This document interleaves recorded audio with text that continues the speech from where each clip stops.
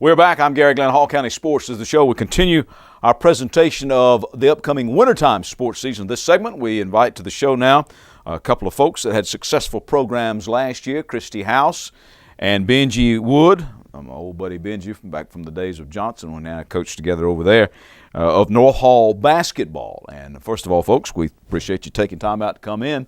And Kristi, let me ask you, first of all, you're coming in as an assistant, and you're kind of coming in at late because you're taking over for Brian Richardson, who decided to needed to spend some more time with his family. How's it going? It's going great. We have, picked right up with practice, getting ready for the season. The kids are awesome. It's a great bunch to work with. Things are going really well.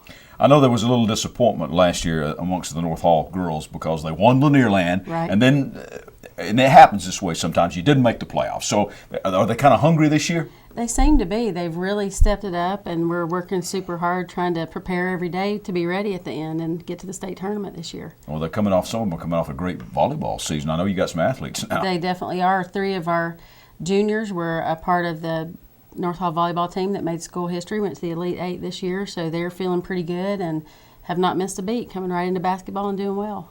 All right, Benjie, let's turn to the boys now. Now, you last year, I don't know if you exceeded your own expectations, but you exceeded a lot of people. You won Lanierland, you won the region, and went to the Final Four for the first time in North Hall history.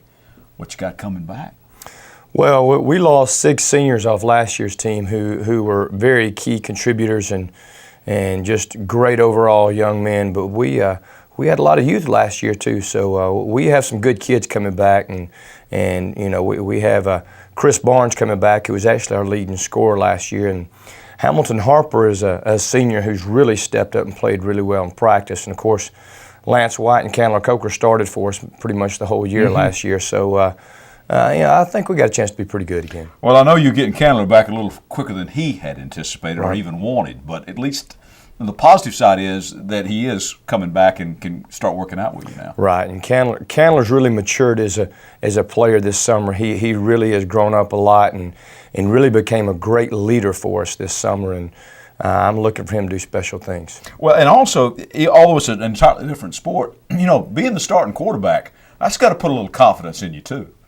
Yeah, he does, and he's not going to hurt for confidence. He knows what he can do out there, and the great thing about it, as you get older, guys, we all have egos, and everybody wants to get out there and go mano a mano, but he's really learned how to make his teammates better, and I'm really excited to see him continue to grow. Well, Benjie's mentioned some names. Kristi, who are some of the people you're going to be dependent on this year? Well, we are returning mostly, I'd say about 95% of our offense from last year. Mary Kate Rushton led us in scoring. Her sister McKenna Rushton was right there with her.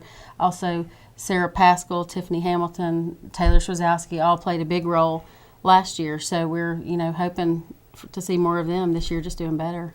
Before we get out of time here, I want both of you to kind of reflect on the realignment now. You don't have East Hall in the region anymore, don't have Flower Branch in the region anymore, but you have some different teams. How much do you know about these people, and what do you expect? Well, on the boys' side, we have Franklin County joining, and we know quite a bit about them. They're going to be really good. In our region, they're going to be good. Of course, everybody in Hall County is good. But we lost East Hall, but we had Franklin County join the region, so it's going to be a tough region like always. And what we're going to focus on doing is just ourselves. We're going to focus on getting better every day and taking care of the process and working hard towards building a championship type of team. That same kind of attitude the girls are going to have? Yes, definitely. And, we're looking at Franklin County coming in on our side. Very good basketball team has been.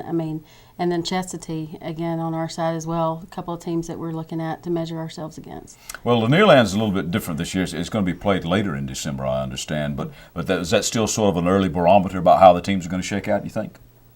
I think so. It'll be a good chance for us to see some really good teams. Like Benjie was saying, the talent in Hall County is incredible. It's very concentrated, so definitely a good time to measure kind of where we are. Now, that kind of competition makes you better down the stretch, doesn't it, Benjie? Absolutely. If you want to be a championship type of team, you have to play good people. And the good thing about being in Hall County is you're going to line up and play good people every night. So we were talking about it in the last 10 years. You would be hard-pressed to find probably more than 2 years in which there wasn't a Hall County team in Macon somewhere. So there's good competition here, and that breeds winners. All right. couple of winners we got here. Good to Thank see you, Kristi. Thank you. See you again, Benjie. Always a Thank you, pleasure. Garry. Absolutely. All right, we're going to take you back to the gridiron when we return.